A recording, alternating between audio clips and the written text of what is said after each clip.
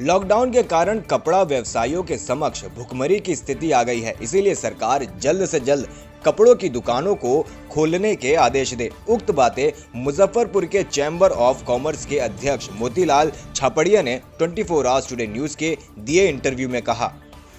आज हमारे बीच में हैं मुजफ्फरपुर के चैम्बर ऑफ कॉमर्स के अध्यक्ष मोतीलाल छापड़िया जी। नमस्कार सर।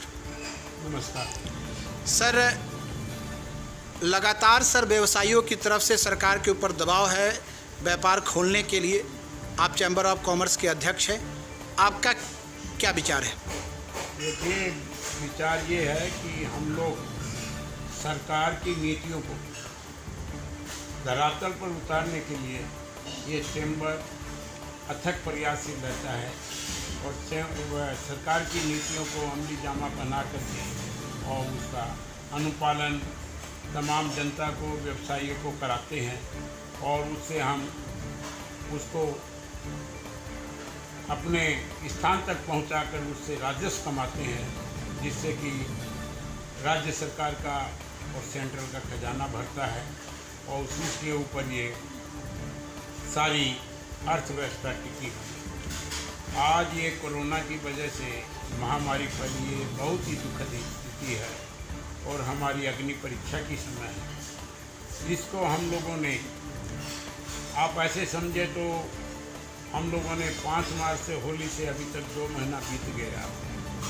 हम लोगों ने 1 पैसे का भी ट्रेड नहीं किया है और हम लोग इसमें पूरी तरीके से फंस गए। सरकार तमाम तबके के लोगों को वो मदद पहुंचा रही है और उनका जीवन भरण पोषण का दायित्व संभाले, लेकिन हम व्यापारियों ने क्या कसूर किया है जो सरकार का खजाना बरसते हैं और इतना बड़ा उनको राजस्व देते हैं। उसके बाद भी मुझे तमाम बिहार की दुकानें या भारत की दुकानें बंद हैं, जिससे कि राजस्व की भारी क्षति सरकार को हो रही है। हमारा भी आर्थिक दोहन हो रहा है। हम लोग आगे कमाई कम होगी तो टैक्स भी कम दिया जाएगा, तो इससे भी सरकार को नुकसान होगा। अतः हम चाहेंगे कि सरकार जल्दी से जल्दी इसमें अपना मत्स्य दे ताकि रोज़मर्रा की दुकानें पूर्ण रूप से खुले। सर, अभी लगातार सरकार कोरोना के लिए लॉकडाउन की अवधि बढ़ाती जा रही है, 17 मई तक का हो गया है। तो कपड़ा के व्यवसाय को आवश्यक सेवाओं में सरकार क्यों नहीं शामिल कर रही है? क्योंकि कपड़ा तो ज़रूरी है। बात यह है कि सरकार के पास इस बात को सोचना चाहिए।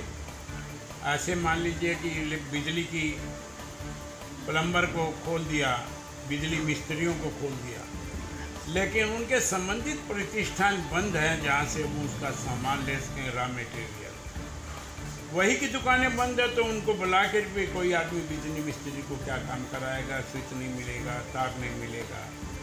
या कपड़ा लेने वाले के साथ में भी यही समस्या, मरने वाले को कफन उपलब्ध नहीं होगा।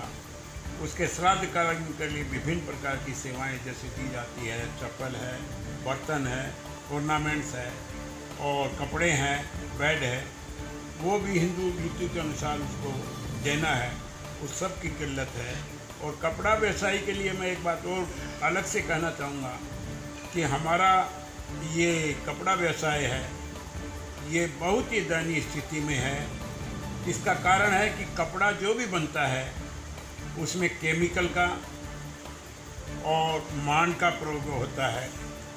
उसके द्वारा इसको सुशोधित किया जाता है।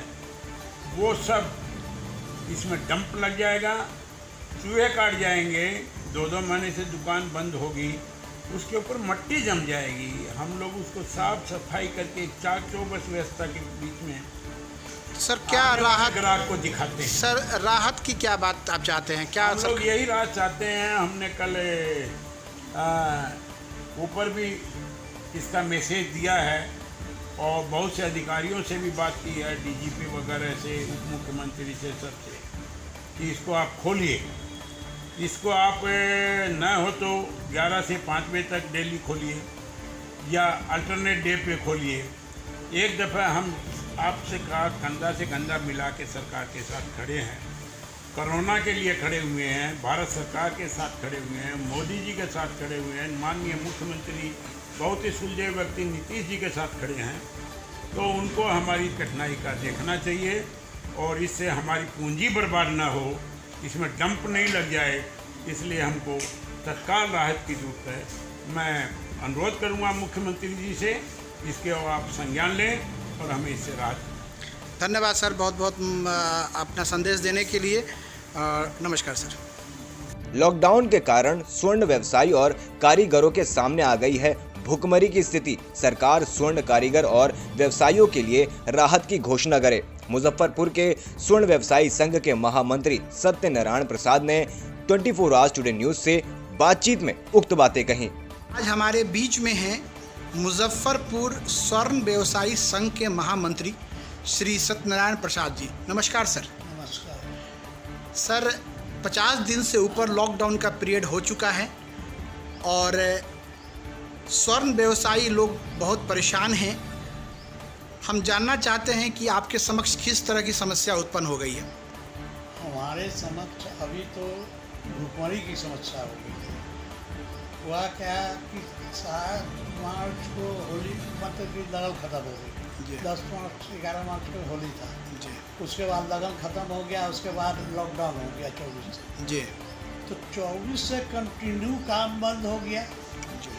और हम लोग जो पहले लगन के हिसाब से जो तैयारी किए हुए थे, ब्याज पर जो रुपया हम लोग दिए हुए हैं उस सब का ब्याज चल रहा है, वो परेशानी अलग है। हमारे कारीगर बैठे हुए हैं, उनकी स्थिति तो इतनी दयनीय हो गई है कि वह अब कुछ रिक्शा चला रहे हैं, कुछ दिहाड़ी का काम कर रहे हैं, कुछ भुजिया बेच रहे हैं, कुछ सब्जी बेच रहे हैं।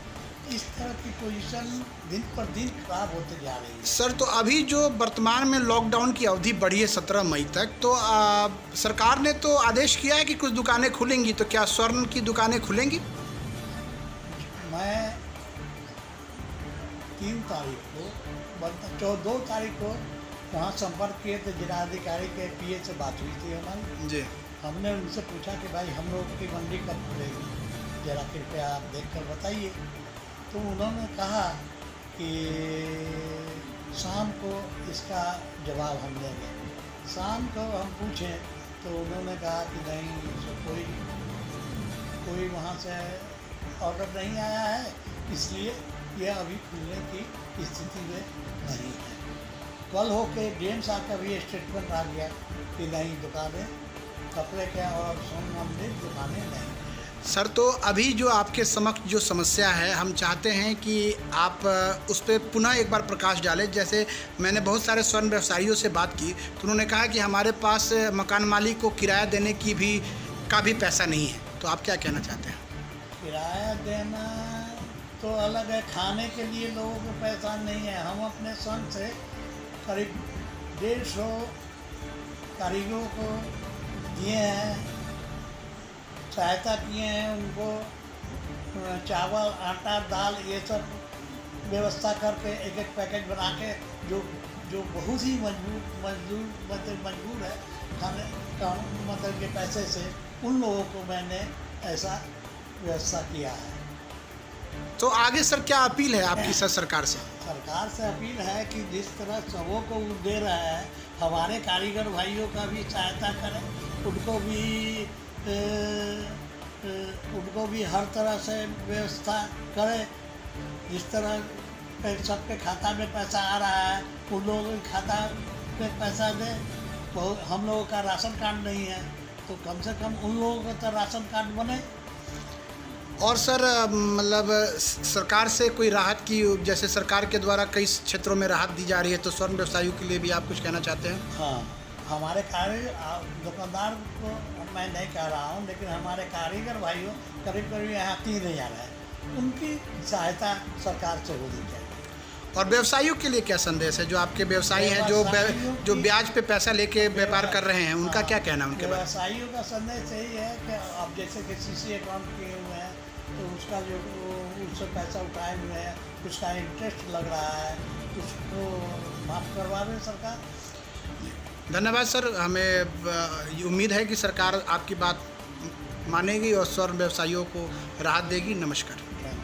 नीतीश सरकार हो रही फेल। राशन वितरण और राशन कार्ड निर्माण में सरकार को वार्ड सदस्य, पंचायत समिति और मुखिया की मदद लेनी चाहिए, मगर जीविका के माध्यम से बन रहे फर्जी राशन कार्ड, साथ ही पुलिस नहीं करा रही लॉकडाउन का पालन। उक्त बातें बिहार युवा राजद के प्रदेश महासचिव श्री मनोज राय ने 24 आवर्स टुडे न्यूज से बातचीत में कही।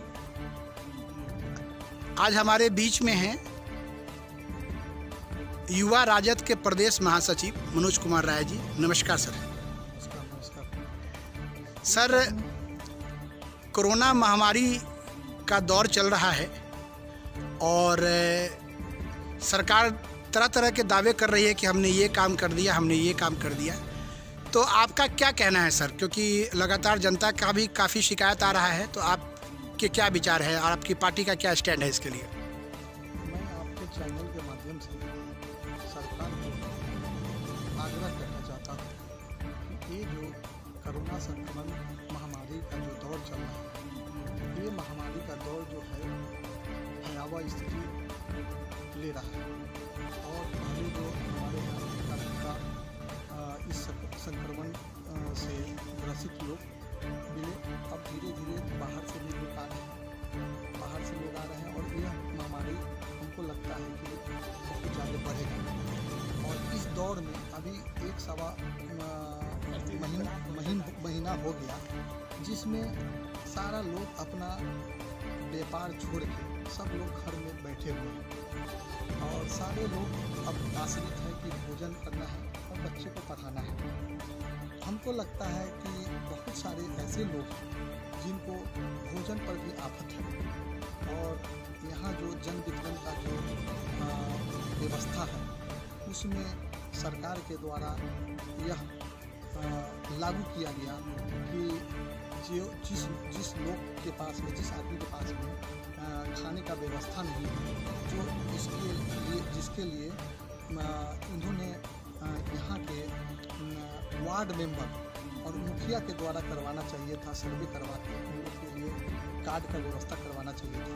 तो इन्होंने क्या किया, इन्होंने जीविका के माध्यम से इस काम को कराने का जिम्मेवारी जीविका को दिया, और जीविका इस काम को भली भांति उस वार्ड को नहीं जान रही है, चाहे उस वार्ड के सारे सदस्य, सारे लोग को नहीं जान रहे हैं। उसके बाद ये उस पर काम अच्छे ढंग से कर नहीं रहे। सर, तो जैसे कि ये जीविका के का जो प्रश्न है सर, और आपने कहा कि वार्ड और मुखिया के माध्यम से ये काम कराना चाहिए था, तो सर इसके लिए आपकी पार्टी ने क्या आवाज़ उठाई है? हम अपने माध्यम से सरकार को और मुजफ्फरपुर जिलाधिकारी को अपने माध्यम से आग्रह करना चाहते हैं कि इस काम को वो वार्ड सदस्य, पंचायत समिति और मुखिया के माध्यम से करना ज़्यादा बेहतर होगा। सर, और मतलब मुख्यमंत्री जी लगातार कह रहे हैं कि हम लोगों को ये सुविधा दे रहे हैं, क्वारंटाइन सेंटर वगैरह खोल रहे हैं, तो आप इसके बारे में आपके पार्टी का क्या स्टैंड है? मेरे पार्टी का स्टैंड यही है कि जो भी सेंटर खुला है वहाँ पे पूरा मूलभूत सुविधा जो होना चाहिए वो सुविधा वहाँ पे, जैसे वहाँ पे बाथरूम में भी इस सेंटर को बना दिया गया है, जहाँ पे बाथरूम जाने का भी कोई अच्छे से रहने का, खाने पीने का भी व्यवस्था नहीं है। बहुत लोग भूखे वहाँ पे रह रहे हैं, जिसको खाने के लिए पूरा व्यवस्था नहीं किया जा रहा है वहाँ पे।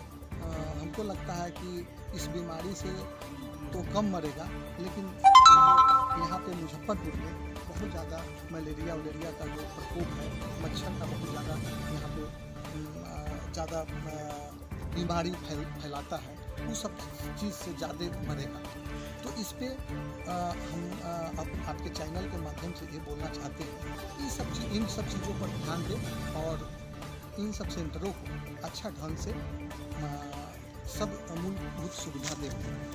सर, राष्ट्रीय जनता दल के आप युवा के प्रदेश महासचिव हैं, जनता को क्या मैसेज देना चाहते हैं? हम जनता को मैसेज यही देना चाहते हैं कि लॉकडाउन का पालन करें, सोशल डिस्टेंस का पालन करें और अभी जो है से सबसे पहले अपना जीवन को बचाएं। सर, तो लॉकडाउन के बारे में क्या कहना है सर? लॉकडाउन का सही ढंग से पालन हो रहा है आपकी नज़र में? अभी देख रहे हैं, कुछ दिन पहले तो लोग माने 10 दिन 5 दिन पहले तक सब लोग डरे हुए थे, लेकिन अब हमको लगता है कि लोग को मन में थोड़ा सा डर भय निकला है। ये निकलने के कारण जब आप डरिएगा तब उस चीज़ के लिए आप ज़्यादा उसके लिए लड़िएगा, तो आप नहीं डरिएगा कि ये बीमारी जो है किसी को छोड़ेगा नहीं। इसलिए हम आपके चैनल के माध्यम से यही बोलना चाहेंगे, आप इस बीमारी से डरें और आप बहुत ज़्यादा इधर उधर माने रोड में बिना काम के मत घूमें, कहीं बिना काम के मत जाएं और घर में ही रहें। धन्यवाद सर आपके महत्वपूर्ण विचारों के लिए।